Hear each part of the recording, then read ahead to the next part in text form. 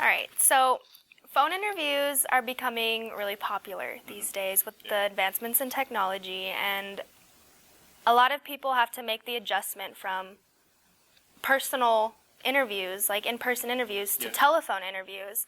And although they can be similar, they do have their differences. So what's your intake on telephone interviews, and what can we do to ensure that it goes Yeah, smoothly? Holly, when I interviewed our hiring officials, I interviewed several of them, and they were mentioning that because federal agencies are all over the country, they're all over the world, Right. and they're interviewing candidates that might be in other states, maybe even other countries, a lot of the interviews they're starting to do these days are telephone interviews. Right. So when I think about that, and when I think about preparing a customer for a telephone interview, I think there's advantages and I think there's disadvantages. The disadvantages obviously are you're not able to display that good body language. I think it's a little bit harder to develop rapport with the interviewer or the panel. But at the same time, I think on the positive end, it could be easier as far as your nervousness because you're not seeing the people live. Depending on the setup you have in your house or some other office in which where you're at doing the interview, you could have a table in front of you with maybe some references or some notes and whatnot. So I think there's good and the bad. But if you were called for a job interview that is going to be over the telephone or over Skype, there's a few things that hiring managers, it's usually on the negative side, that they would warn people to stay away from. For example, most of the communication that we do over the phone these days is over our cell phones, our mobile phones. And depending on the location, especially if you're in a private room where you're trying to be somewhere where it's quiet, sometimes the cell phone connection is not as good, it's a little scratchy, or it's intermittent, on and off. It may seem good for a little bit, but after 4 or 5 minutes, it drops off. So one of the things I always recommend is you have to prepare for it. You have to prepare. If you are at work and maybe you're going to take off for an hour to do a phone interview, find a room, an office, a conference room that is locked where you can have some privacy. I would also try to get a landline. Matter of fact, try your best to get a landline. I know in worst case scenarios sometimes we might have to use our cell phones, but again, preparation.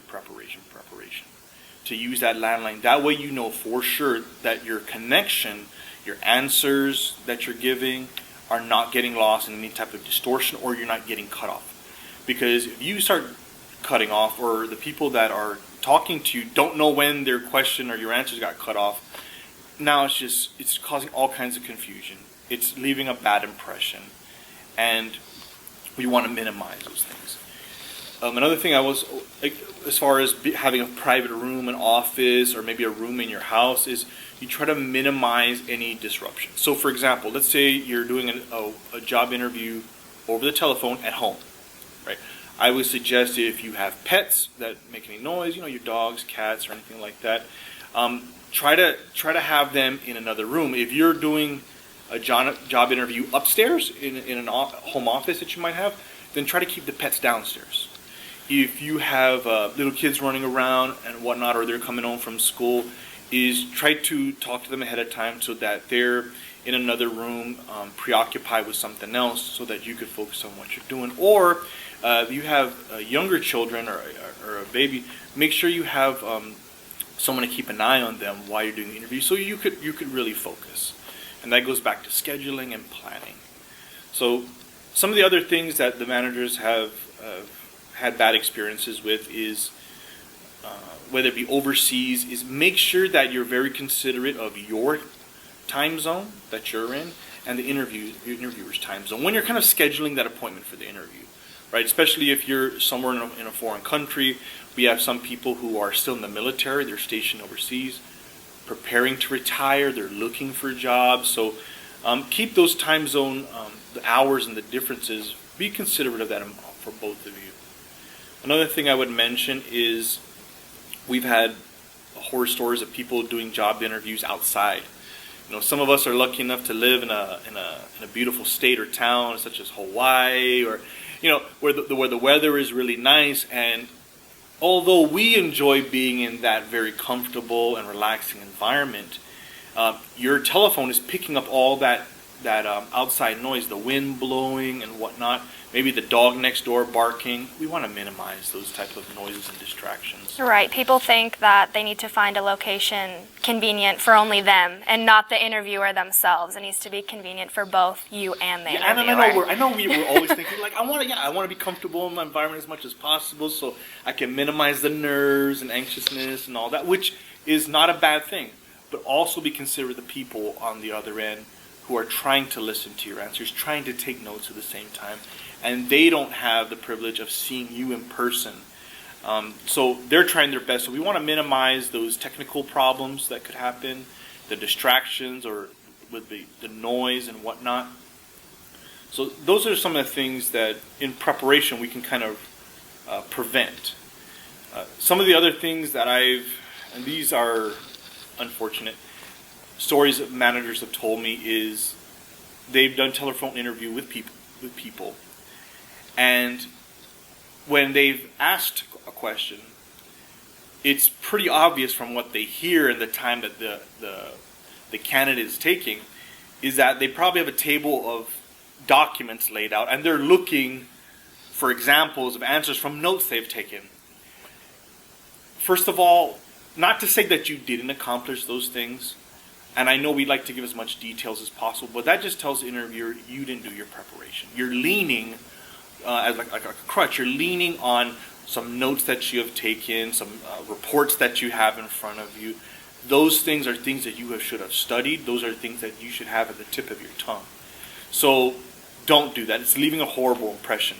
And quite frankly, your interviewers don't know. I mean, if you're cheating on it, you're searching for some type of answer to their question that you're not prepared for. So it's just the unknown we want to prevent. I've also heard stories of a manager interviewing someone over the phone, and they could hear it on their side. Obviously, somebody whispering answers to the person being interviewed. So coaching them. Yeah, coaching, active coaching. Now, I always recommend coaching during the practicing process. So, and I don't mean coaching meaning, Hallie, I'm telling you what you should say for an answer to a panel. Right. But giving you feedback. But when someone is whispering in the background during a job interview, giving that person answers, they're taking forever to spit it out. It's just leaving a horrible impression. Right, questioning integrity as well. Yeah, absolutely, yeah. We wouldn't want to hire someone. If I was interviewing, I wouldn't want to hire someone who's basically cheating. It's almost like a test. Yeah, and you think about it, Hallie, if that's happening on question number 1, your credibility for question 2, 3, 4, 5, and 6 is just constantly going down. I mean, you're already kicking off to a bad start. And unfortunately, I don't know whether it's human nature, is we tend to remember things like that. Yeah. And we tend to remember the name of the person associated with that behavior. We always remember the negative things more than the positive things. I'm not saying it's, that it's right. And, I'm not saying, but I'm saying that's what's going on. Yeah. And we want to try to do everything on our end the best we can to prepare for that interview. And all those things that we just discussed are obvious display of a person not being prepared. Right? So is there anything else that you could think of that we didn't cover for telephone interviews? I think we covered just about everything. Using a landline if you possibly can. Yeah. Quiet location, convenient for you and the interviewer. Mm-hmm. Distractions gone, children, pets. Take care of that beforehand. Yeah. Don't expect the interviewer or the interview panel to wait on you while you flip through notes or such. And no coaching during the interview. Yeah, no coaching during the interview. Make sure that's before or after. Yeah. And you should always be alone in the room during the interview. Yeah, one of the things I would tell as far as self-awareness, if I'm more comfortable speaking, like this, sitting down and having having that body language of just casual conversation, then even though you're over the phone, sit down. If you're someone, I actually prefer standing up when I talk. If that's the case, then stand up. One of the things that it's a piece of advice I gave one of our employees she wasn't applying for a job. She was actually applying for a job for a leadership program, which we treated like a job. She wrote a resume application and did a whole interview.